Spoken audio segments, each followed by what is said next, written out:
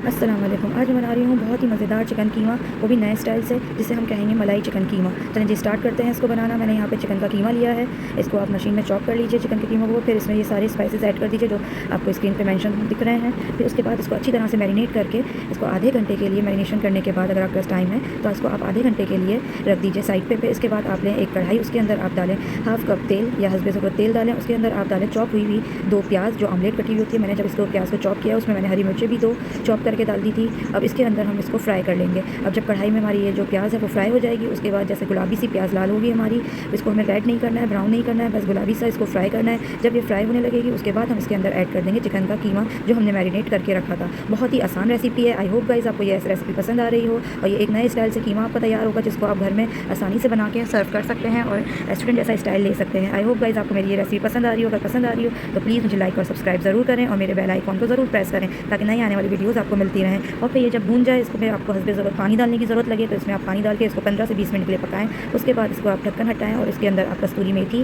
और ज़ीरा कुटा हुआ जो होता है भुना हुआ वो डालें और गार्निश करें इसको क्रीम से और थोड़ा सा इसमें मक्खन डाल दें और इसको 5 मिनट के लिए पका लें कवर करके। अब इसको जब आप कवर करके पकाएंगे तो इसके अंदर मक्खन की खुशबू आ जाएगी और ये बहुत ही मज़ेदार मलाई हांडी हमारी चिकन कीमे की तैयार हो जाएगी। ये एक नई लुक है और नया स्टाइल है, आप ज़रूर ट्राई कीजिएगा और इसको आप सर्व करें। ये मैंने इसको नान के साथ सर्व किया था और ये नान भी मैंने घर में बनाए थे, तो इसकी रेसिपी मैं नेक्स्ट वीडियो में दूँगी। आई होप गाइस आपको मेरी रेसिपी पसंद आई हो। अगर पसंद आई तो लाइक ज़रूर करिएगा। मिलते हैं नई वीडियो में। अल्लाह हाफ़िज़।